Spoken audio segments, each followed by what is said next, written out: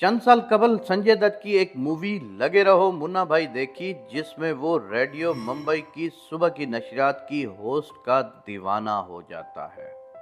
खसूसन जब वो लड़की गुड मॉर्निंग मुंबई कहती है तो संजय दत्त को गुदगुदी सी होने लगती थी। एक रोज उसने कहा कि कल हम गांधी जी के बारे में सवाल करेंगे, जो जवाब देगा उसे शर्फे मुलाकात बख्शूंगी। संजय दत्त के दोस्त उन प्रोफेसर को उठाकर लाए जिन्होंने गांधी जी पर पीएचडी कर रखी थी। दूसरे रोज सारे दोस्त मोबाइल फोन लेकर रेडियो मुंबई का नंबर मिलाने लगे। एक का नंबर लग गया। संजय ने कहा, हेलो मैडम, सवाल पूछे। स्पीकर खोलकर प्रोफेसर को सवाल सुनाया गया।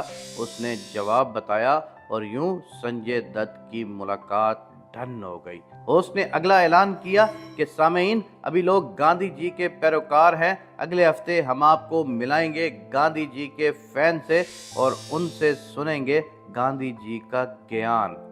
संजय दत्त एक हफ्ता पूरी लाइब्रेरी में बिस्तर रख लेता है और 24 घंटे गांधी को पढ़ता है। अब उसकी ये कैफियत हो गई है कि उसे हर तरफ गांधी जी नजर आ रहे होते हैं। जो सवाल जहन में आता फौरन गांधी जी नमूदार होते और जवाब देते। प्रोग्राम पर जो जो सवाल पूछे गए सबका गांधी जी की जबानी जवाब दिया गया। सारे मुल्क में चर्चा हो जाता है कि इसको गांधी जी दिखाई देते हैं और रहनुमाई करते हैं। एक प्रोफेसर ये तस्लीम करने को बिल्कुल तैयार न था। उसकी नशिस्त रखी गई, जो पूछे वो जवाब दे रहा है। तो प्रोफेसर ने पूछा, भला गांधी जी से पूछकर बताएं कि अफ्रीका में आपका जो फेलो था उसका नाम क्या है। ये सवाल सुनते ही गांधी जी गायब हो जाते हैं। संजय बापूजी पुकारता रहता है। माहिरीन नफ्सियात का बोर्ड बैठता है।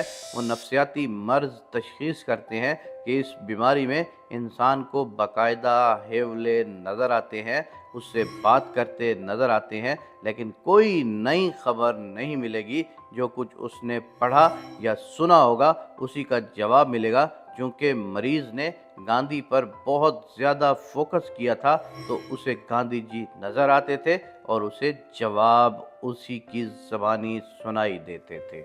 हमारे यहाँ अक्सर ऐसे मरीज नजर आते हैं जिनके बारे में कहा जाता है कि इन पर जिन्नात का साया है। आपने कभी गौर किया है कि जिन्नात ज़दा हमेशा मादरी ज़बान में बात करेगा, किसी को अरब, अंग्रेज़, चाइनीज़ जिन नहीं पकड़ता और हम उसको फ़कीरों और पंडितों के पास ले जाते हैं और जो मरीज़ पर बेरहमाना तशद्दुद करते हैं। आपने अक्सर वीडियोस देखी होंगी। आजकल यूट्यूब और फेसबुक पर बहुत सी वीडियोस मौजूद हैं कि किसी पीर का कैसे काम चलना शुरू हो जाता है। हमारे यहाँ जो नफ्सियाती मरीज़ होता है, हम उस पर जिन्नात के साए का नाम लेकर लंबी लंबी लाइनों में खड़े होकर पीर साहब से मिलने का इंतज़ार करते हैं और पीर साहब फिर उस पर दम करते हैं, जिससे हम समझते हैं कि पीर साहब बहुत पहुंचे हुए हैं।